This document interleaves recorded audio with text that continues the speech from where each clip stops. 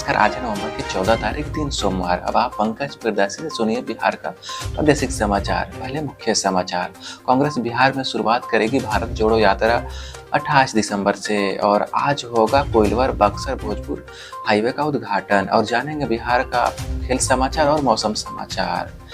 अब समाचार विस्तार से। झंझारपुर लोकसभा के पूर्व सांसद तथा हरियाणा और राजस्थान के पूर्व राज्यपाल एवं बिहार विधानसभा के पूर्व अध्यक्ष रहे समाजवादी नेता आधुनिक लाल मंडल का रविवार को निधन हो गया। उनके पुत्र भारत भूषण मंडल वर्तमान में राजद के विधायक और मधुबनी जिला राजद के अध्यक्ष हैं। मुख्यमंत्री नीतीश कुमार ने धानिक लाल मंडल के निधन पर गहरी शोक संवेदना व्यक्त की है। अपने शोक संवेदन में उन्होंने कहा कि धानिक लाल मंडल लोकप्रिय राजनेता और कुशल प्रशासक थे। वे अपने क्षेत्र में काफी लोकप्रिय थे।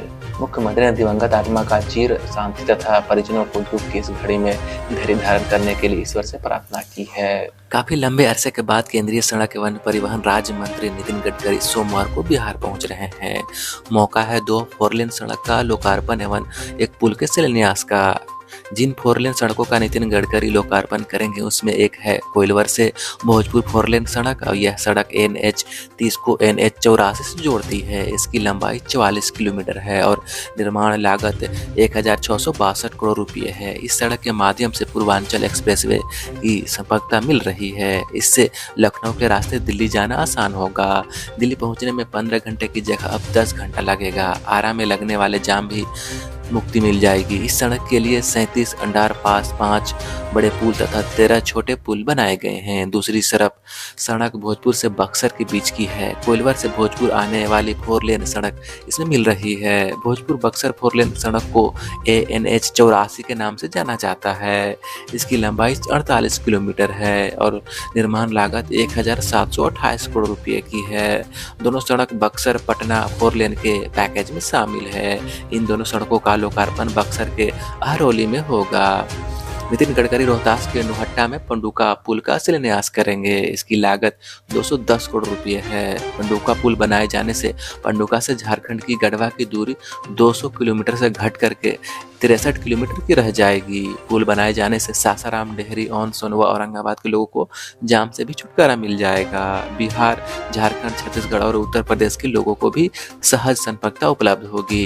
इस मौके पर उप मुख्यमंत्री सह पथ निर्माण मंत्री तेजस्वी यादव, विद्युत एवं नवीन एवं नवीकरण ऊर्जा मंत्री भारत सरकार RK सिंह, सड़क परिवहन एवं राजमार्ग नागरिक उन्नयन राज्य मंत्री भारत सरकार जनरल डॉक्टर VK सिंह इत्यादि नेता मौजूद रहेंगे।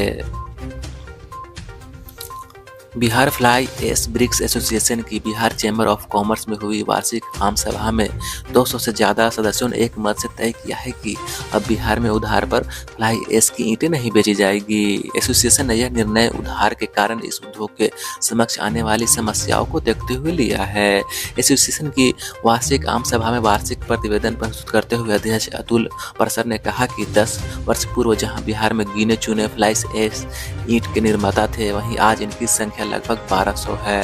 उन्होंने कहा कि सभी बिजली उत्पादन घरों के अधिकारियों से मांग की गई है कि वहां से निकल रहे उच्च गुणवत्ता के फ्लाई एश के विशेष रूप से बड़े पैमाने पर फेंकने के बजाय उसे संबंधित क्षेत्र के फ्लाई एश ईंट के निर्माताओं को अवरुद्ध रूप से आपूर्ति कराई जाए। एसोसिएशन के महासचिव विकास कुमार ने कहा कि बिहार के NTPC से निकलने वाली फ्लाई एश को नेपाल, बांग्लादेश या पूर्वोत्तर के राज्यों में भेज दिया जा रहा है, जिससे बिहार में यह नहीं मिल पा रही है।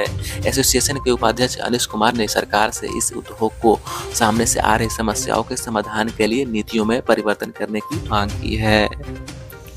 बीते 8 सालों से रिजल्ट का इंतजार कर रहे उर्दू बांग्ला TET उम्मीदवार 14 दिसंबर को मुख्यमंत्री और उप मुख्यमंत्री के आवास का घेराव करेंगे।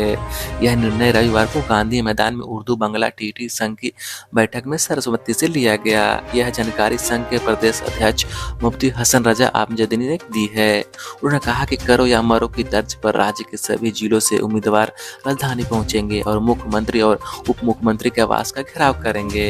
श्री अमजदी ने कहा कि एक और सरकार 14,000 उर्दू शिक्षकों को बहाल करने की घोषणा करती है तो दूसरी तरफ रिजल्ट का प्रकाशित भी अनुरोध किया जाता है। उन्होंने सरकार से जानना चाहा कि जब राज्य में उर्दू TET उत्तीर्ण उम्मीदवार ही नहीं है तो उर्दू शिक्षकों की बहाली किस आधार पर करेंगे। उन्होंने आरोप लगाया कि सरकार झूठा आश्वासन देकर दिग्भ्रमित कर रही है। मुख्यमंत्री नीतीश कुमार ने रविवार को राजकमल प्रकाशन के स्थापना दिवस पर अशोक राज पथ पर स्थित राजकमल प्रकाशन के नवनिर्मित भवन का उद्घाटन किया है। इस अवसर पर उन्होंने कहा कि छात्र जीवन से ही हम यहाँ आते रहे हैं। राजकमल प्रकाशन के प्रति मेरे मन में काफी सम्मान है और रहेगा। राज प्रकाशन समूह के अध्यक्ष अशोक महेश्वरी ने लेखकों का एक फोटो फ्रेम और पुस्तक भेंट कर मुख्यमंत्री का स्वागत किया। कार्यक्रम में बिहार राज्य आपदा प्रबंधन के अध्यक्ष और इत्यादि कई नेतागण मौजूद थे। इंडिया ट्रेड प्रमोशन ऑर्गेनाइजेशन द्वारा आयोजित भारतीय अंतर्राष्ट्रीय व्यापार मेले ट्रेड फेयर नई दिल्ली में लगेगा। बिहार इस मेले में बिहार पवेलियन बनाकर भाग ले रही है। इस साल मेले की थीम वोकल फॉर लोकल है, लोकल टू ग्लोबल है। थीम के ही अनुसार बिहार पवेलियन तैयार किया गया है। पवेलियन की बनावट और साज सजावट उपेंद्र महारथी शिल्प अनुसंधान संस्थान द्वारा तैयार की गई है। इस पवेलियन में बिहार की परंपरा, संस्कृति, आधुनिकता आदि को प्रदर्शित किया गया है। 20 नवंबर को बिहार पवेलियन में बिहार राज्य दिवस मनाया जाएगा। इस अवसर पर बिहार के लभ्य प्रतिष्ठित कलाकारों द्वारा रंगारंग कार्यक्रम की प्रस्तुति की जाएगी। उद्योग विभाग के विशेष सचिव और उपेंद्र महारथी शिल्प अनुसंधान संस्थान के निदेशक आलोक कुमार ने बताया कि पवेलियन में कुल मिलाकर के 50 स्टॉल होंगे। पवेलियन में बिहार के प्रतिभाशाली शिल्पकारों द्वारा लाइव डेमो यानी जीवंत प्रस्तुति दिखाया जाएगा। जीवंत प्रस्तुति टिपुली चित्रकला, मधुबनी चित्रकला, सिक्की कला, पसार शिल्प और मंजूषा चित्रकला में होगी। निदेशक ने बताया है कि जीवंत प्रस्तुति निश्चित रूप से प्रदर्शकों के लिए आकर्षण का केंद्र होगा। उन्होंने बताया कि इस वर्ष हमारा मुख्य केंद्र हैंडलूम, हैंडीक्राफ्ट, खादी उद्योग, फूड प्रोसेसिंग स्टार्टअप और नए इंफ्रास्ट्रक्चर है। साथ ही पवेलियन में प्रदेश में निर्मित वस्तुओं की प्रदर्शनी स्टॉल से भी बाहर से भी मंगाया जाएगा।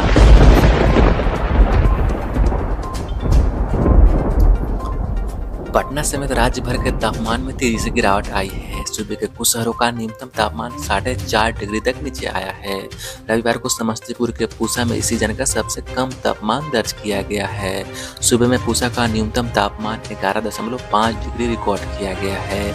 यहाँ पिछले 24 घंटों में 4.4 डिग्री की न्यूनतम पारे में कमी आई है। मौसम विभाग के पूर्वानुमान के मुताबिक पटना में भी ठंड में काफी बढ़ोतरी हुई है, जहाँ 2.8 डिग्री की गिरावट आई है। तापमान की इस गिरावट के साथ ही पटना में टोटल 14.4 डिग्री सेल्सियस दर्ज किया गया। गया में 2.6 डिग्री की कमी आई है। यहाँ न्यूनतम तापमान 11.6 डिग्री सेल्सियस दर्ज किया गया। मौसम विदियों की माने तो राज्य भर में पछुआ और उत्तर पछुआ हवाओं का प्रभाव तेजी से बढ़ा है। इसका असर बिहार सहित अन्य मैदानी इलाकों के न्यूनतम और अधिकतम तापमान पर पड़ा है। आने वाले 1-2 दिनों में हवा की गति बढ़ने से ठंड में और बढ़ोतरी हो सकती है। राज्य भर में सुबह शाम धुंध और उत्तर बिहार के कुछ जिलों में कोहरे के आसार हैं। मुजफ्फरपुर में न्यूनतम तापमान 2.4 डिग्री लुढ़का हुआ है। पछुआ हवा से ठंड में लगातार वृद्धि हो रही है। पिछले 24 घंटे में रात का न्यूनतम तापमान 2.4 डिग्री लुढ़क गया है।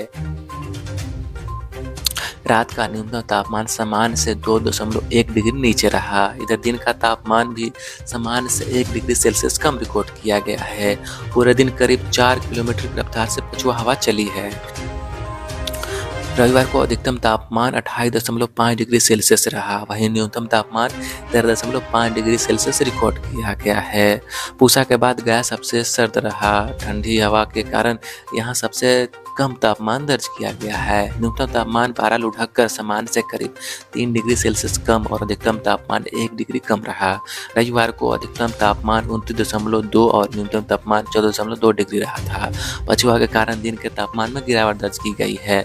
मौसम विज्ञानियों के एस के पटेल ने बताया है कि पछुआ की रफ्तार बढ़ेगी और अगले 2-3 दिनों में ठंड और बढ़ेगी। न्यूनतम तापमान देखा जाए तो पूसा में 11.5 डिग्री, गया में 16.6 डिग्री, पटना में 14.4 डिग्री और भागलपुर में 15.7 डिग्री सेल्सियस रिकॉर्ड किया गया है। दर्शन मिसाल के शतक तथा तेज गेंदबाजों के शानदार प्रदर्शन की मदद से गोवा ने विजय हजारे ट्रॉफी के दूसरे मैच में बिहार को 88 रनों से हरा दिया है। बेंगलुरु के अलूर क्रिकेट स्टेडियम ग्राउंड 2 में पर खोले गए ग्रुप सी के मैच में बिहार ने टॉस जीतकर गोवा को बैटिंग के लिए आमंत्रित किया था। गोवा ने निर्धारित 50 ओवर में 6 विकेट खोकर 329 रनों का स्कोर खड़ा किया था। जवाब में बिहार की टीम ने 46.5 ओवर में 241 रनों पर सिमट गई। बिहार के टॉप ऑर्डर के 3 बल्लेबाज मंगलू महरूर, विपिन सौरभ और शकीबुल गनी सस्ते में निपट गए। इसके बाद सूर्यवंशम ने 74 गेंदों पर नाबाद 63 रन और सचिन कुमार ने 84 गेंदों पर 78 रन के पारी खेली। वीर प्रताप सिंह ने नाबाद 31 रनों का योगदान किया। सूर्यवंश व सचिन के बीच 5वें विकेट के लिए 137 रनों की साझेदारी हुई। बावजूद इसके शेष बल्लेबाज विकेट गंवाते रहे। इससे पहले गोवा ने जबरदस्त बल्लेबाजी करते हुए टोटल बड़ा स्कोर खड़ा किया। स्नेहल केतन ने 44, एकनाथ केरकर ने 63 और सिद्धार्थ लाड ने 55 और दर्शन विशाल ने सिर्फ 62 गेंदों पर 8 चौके और 5 छक्के की मदद से नाबाद 107 रन बनाए। इस दौरान स्नेहल और एकनाथ ने 85, एकनाथ और सिद्धेश ने 50 और सिद्धेश और प्रदर्शन ने 90 तथा दर्शन और दीपक गोंडर ने 86 रन की साझेदारी की। बिहार के कप्तान आशुतोष अमन ने 3 और हर्ष विक्रम सिंह ने 2 विकेट झटके। वहीं हरियाणा की team Cooch Behar trophy under 19 cricket tournament में बिहार के खिलाफ बड़ी जीत की ओर बढ़ गई है। इस 4 दिवसीय टूर्नामेंट में पहली पारी में 216 रन पर आउट होने के बाद हरियाणा ने बिहार की पहली पारी मात्र 71 रनों पर समेट दी। इसके बाद दूसरी पारी में हरियाणा ने दूसरे दिन का खेल खत्म होने तक 1 विकेट खोकर 72 रन बना लिए। इस तरह उसने अब तक 217 रन की मजबूत बढ़त हासिल कर ली है। रोहतक की लहीली स्थित चौधरी बंसीलाल स्टेडियम में हो रहे इस मैच में हरियाणा के लिए पहले दिन के नाबाद बल्लेबाज ओपनर मयंक सांडिल्य ने रविवार को 20 रन और जोड़कर अपना शतक पूरा कर लिया। उन्होंने 291 गेंदों का सामना कर 14 चौके की मदद से 100 रन बनाए। हालांकि बिहार के लिए आदित्य ने कसी हुई गेंदबाजी करते हुए 46 रन देकर 5 विकेट झटके, लेकिन जवाबी पारी में बिहार की टीम सस्ते में सिमट गई। हालांकि हरियाणा के लिए सांडिल्य ने निर्मल जुनेजा के साथ पहले 6ठे विकेट के लिए 51 रनों की साझेदारी की और फिर यदवर्सन के साथ 7वें विकेट के लिए 63 रन जोड़े। बिहार की पहली पारी सिर्फ 3 बल्लेबाज दोहरे अंक तक पहुंच सके। इस तरह बिहार की टीम पहली पारी में 71 रन से सिमट गई। हरियाणा ने अपनी दूसरी पारी में 26 ओवरों में सामंत जाखड़ का विकेट खोकर 72 रन बना लिए हैं। मैच में अभी 2 दिनों का समय बाकी है और पूरी संभावना है कि हरियाणा की टीम यह मुकाबला जीत लेगी। बेतिया के एमजे कॉलेज में जन स्वराज पद यात्रा का 43वें दिन जिला अधिवेशन का आयोजन हुआ। अधिवेशन के दौरान आयोजित सभा को संबोधित करते हुए प्रशांत किशोर ने जन स्वराज की सोच और विजन के बारे में अपनी बातों को रखा। कहा कि मेरा सपना बिहार का मुख्यमंत्री बनना नहीं है, मेरा सपना है कि अपने जीवन में ऐसा बिहार देख सकूं जहां मुंबई गुजरात से लोग काम करने बिहार आए। लोग कह रहे हैं कि आपने बहुत कठिन काम कर लिया है, यह कैसे संभव होगा? बिहार में इतनी जाति बाहुबली पैसा है, पहले के समीकरण से बिल्कुल अलग है। तो मैं आपको बता देता हूं कि हम केवल यहाँ लड़ने नहीं आए हैं, हम यहाँ लड़कर जीतने आए हैं। उन्होंने कहा कि अभी मुझे केवल 40 दिन हुए हैं और राजनीतिक गलियारों में यह चर्चा है कि इसका वोट कटेगा, महागठबंधन का वोट कटेगा या भाजपा का वोट कटेगा। तो मैं आपको बता दूं कि जनता अगर एक बार जाग गई तो दोनों को कटकर अलग रखेगी। अधिवेशन में राजनीतिक प्रहार करते हुए प्रशांत किशोर ने कहा कि बिहार में मोदियाबीन का बहुत असर है। साथ ही जनता से अपील करते हुए प्रशांत किशोर ने लोगों को मोदियाबीन वाली राजनीति से निकलना चाहिए, ये बातें कही। उन्होंने ये भी याद दिलाकर रखा कि अपराध वाला जंगल राज भी फिर से वापस नहीं आने देना है और जो अफसरशाही का नया जंगल राज नीतीश कुमार ने बनाया है इसका भी सामना करना है, तीनों को खत्म करना है, ये जनता की सरकार बनानी है। बिहार को रोजगार देने की प्राथमिकता पर प्रशांत किशोर ने कहा कि हम बिहार में इतनी नौकरियां पैदा कर देंगे कि आरक्षित और अनारक्षित वर्गों से आने वाले सभी युवाओं को मौका मिल सके। आगे उन्होंने कहा कि वर्तमान स्थिति यह है कि नौकरी उपलब्ध नहीं है और जो सीमित नौकरियां हैं उसके लिए आपसी संघर्ष बहुत है। इस बात का फायदा लेते हुए नेता आपके वोट ठगते हैं। समस्तीपुर के मोरबा में प्रखंड के हलाई ओपी क्षेत्र अंतर्गत दरबा पंचायत में 3 बेटी को जन्म देने के कारण एक महिला को पति एवं ससुराल वालों ने घर से निकाल दिया है। पीड़ित महिला निशा कुमारी ने हलसी पुलिस से न्याय दिलाने की गुहार लगाई है। विद्यापति नगर के राजपाकर निवासी देवू राय की पुत्री निशा कुमारी के अनुसार 10 वर्ष पूर्व उसका विवाह हलाई ओपी क्षेत्र के दरबंग पंचायत के वार्ड संख्या 12 निवासी विनोद राय से हुआ था। इस बीच उसने 3 पुत्रियों का जन्म दिया। 3 पुत्रियों के जन्म के कारण पति के द्वारा गहना जेवर छीन करके और मार पीट करके घर से निकाल दिया गया है। महिला पीड़िता द्वारा हलाई ओपी पुलिस से न्याय दिलाने की गुहार लगाई गई है। ओपी पुलिस अध्यक्ष पवन कुमार के द्वारा संज्ञान लेते हुए पुलिस को छानबीन करते हुए पति एवं ससुराल वालों पर अपेक्षित कार्रवाई करने के लिए भेजा गया है। पुलिस के अनुसार घर वाले फरार बताए गए हैं। रोहतास पुलिस ने विशेष छापेमारी अभियान में पिता पुत्र सहित 3 अभियुक्तों को सासाराम उपसिल थाना क्षेत्र में हुए गोलीकांड से संबंधित हथियार के साथ गिरफ्तार कर जेल भेज दिया है।